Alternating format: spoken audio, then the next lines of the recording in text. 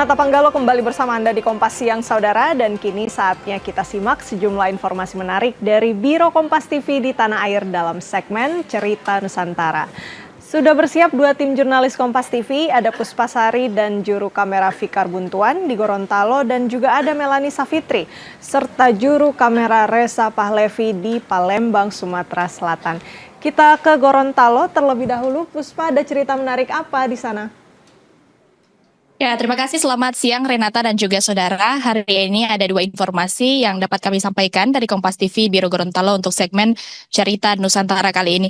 Informasi pertama, saudara, di Desa Dunggala, Kabupaten Bone Bolango, terdapat sebuah kompleks makam yang menyimpan salah satu kisah bersejarah di Gorontalo. Situs ini diyakini menjadi tempat peristirahatan terakhir Raja Blongkot beserta keluarganya dan para pengawalnya yang hingga kini masih menyimpan banyak jejak untuk ditelusuri. Di Desa Dunggala, Kecamatan Tapa, Kabupaten Bone Bolango, terdapat kompleks makam yang dikenal sebagai cagar budaya Makam Raja Atinggola atau Raja Blongkot. Menurut tuturan yang diwariskan secara turun-temurun, Raja Blongkot bersama keluarga dan para pengawalnya berasal dari wilayah Atinggola.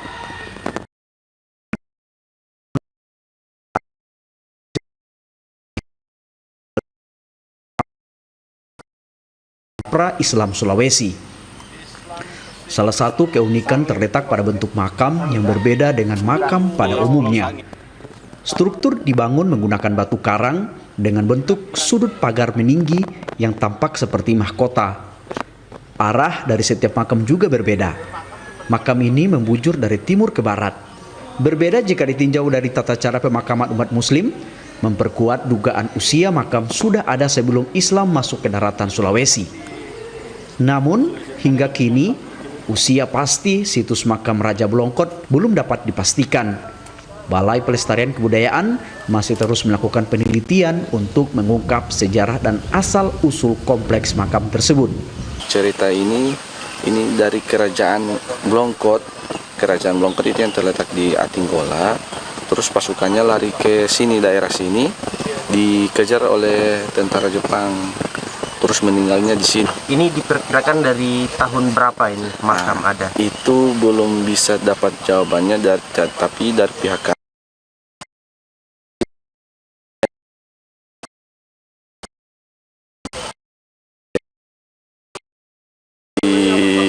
masih diteliti pihak dari cagar budaya. Hari-hari besar Islam ya, contohnya di hari Idul Fitri atau hari banyak yang bahkan dari Batu Da'a yang bisa berziarah di sini. Bahkan itu banyak, sekitar 20-an orang bisa baca doa di sini. Meski sebagian kisahnya masih menunggu pembuktian melalui penelitian, makam Raja Blongkot tetap menjadi pengingat bahwa Gorontalo menyimpan warisan sejarah yang masih terjaga hingga saat ini. Fikar Buntuan, Kompas TV, Gorontalo. Informasi selanjutnya, saudara, menikmati secangkir kopi dengan pemandangan pantai mungkin sudah biasa. Namun di Pantai Kurenai, Kabupaten Bone Bolango, sebuah kedai kopi menghadirkan suasana berbeda dengan konsep hawa.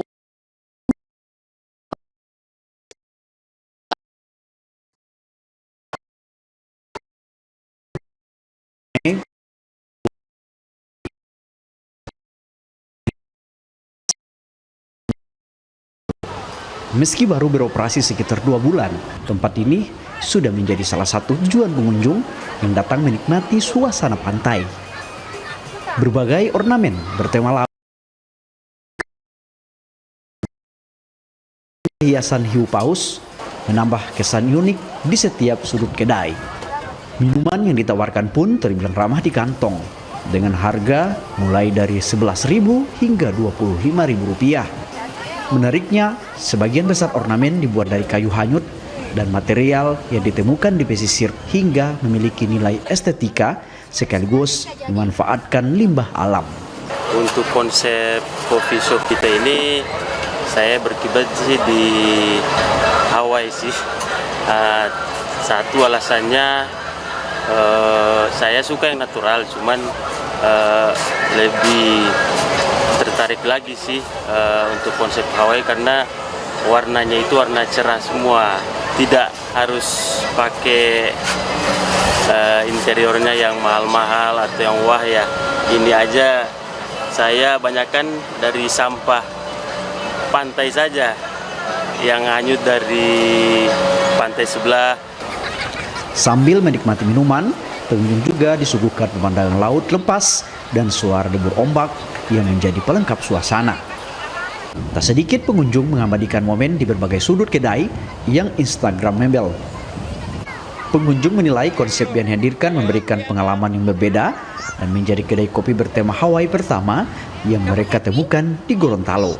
Awalnya lihat di Instagram, tempatnya keren. Terus di sini juga bisa sekalian lihat anak bermain di pantai. Terus satu-satunya kafe yang mengusung tema Hawaii dan itu cukup menarik sehingga menarik untuk kita datang ke sini. Untuk minumannya enak. Mungkin ini bisa akan jadi tempat favorit juga, Kak. Kayaknya akan datang lagi. Dengan konsep yang berbeda dan suasana pantai yang menawarkan pemandangan indah, kedai kopi ini menjadi salah satu daya tarik wisata baru yang mendorong pertumbuhan ekonomi di sektor pariwisata dan UMKM. Fikar Buntuan, Kompas TV, Gorontalo.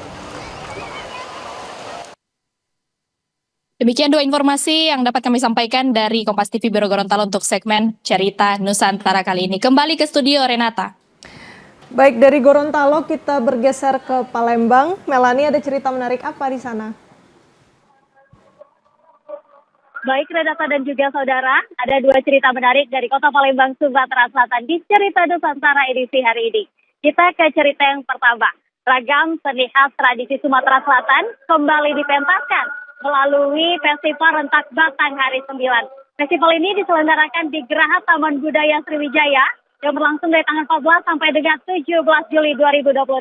Berikut ceritanya untuk Anda.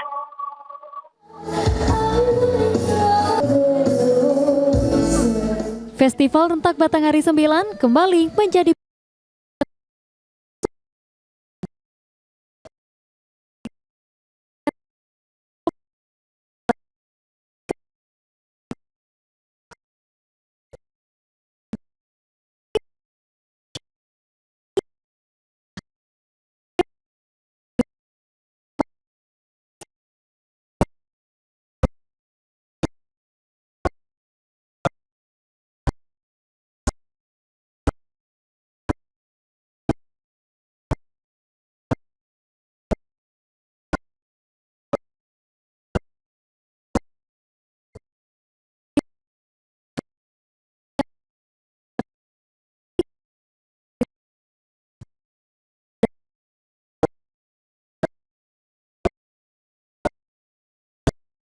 melalui festival ini, dan mungkin juga kita akan karena Gen Z ini kan lebih dekat dengan teknologi.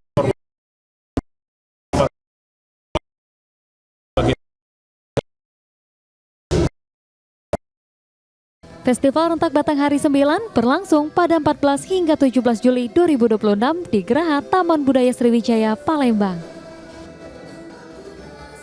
Nurul Muhammad, Kompas TV Palembang, Sumatera Selatan.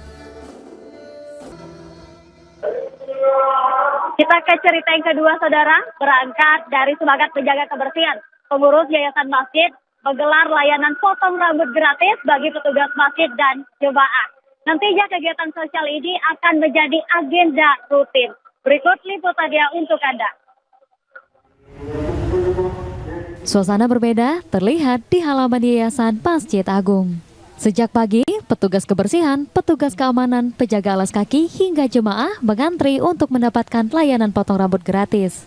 Program sosial yang digagas ini berlangsung mulai pagi hingga menjelang waktu zuhur.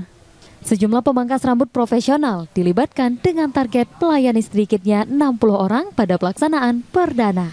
Kebersihan sebagian daripada iman, kemudian Allah itu indah, suka dengan indah-indah. Jadi kami buat program untuk potong rambut gratis setiap tanggal 15, setiap bulan sekali. Target memang minimum itu 60 kepala. Melalui kegiatan ini, yayasan ingin menumbuhkan kepedulian terhadap kebersihan dan kerapihan, sekaligus menghadirkan manfaat nyata bagi para petugas masjid dan jemaah. Mungkin seluruh jemaah Masjid Agung juga sangat mendukung program ini. Karena itu kan istilahnya kalau kerapian itu kan memang harus dijaga, sebagian dari iman. Kalau sekali pangkas biasanya sih 20.000. Ya bisa menghemat budget istilahnya kan, kalau setiap bulan sekali diadakan. Jadi bisa mengurangi beban juga kan.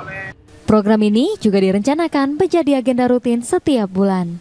Muhammad Reza Palhepi, Kompas TV Palembang, Sumatera Selatan.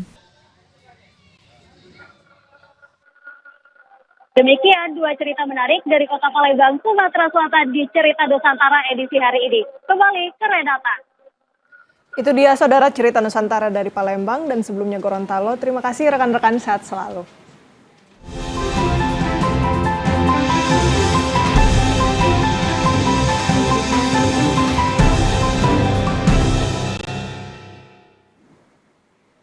Usai jeda saudara Kompas yang akan kembali dengan informasi Timnas Argentina memastikan tiket ke final Piala Dunia 2026 setelah menundukkan Inggris dengan skor dramatis 2-1.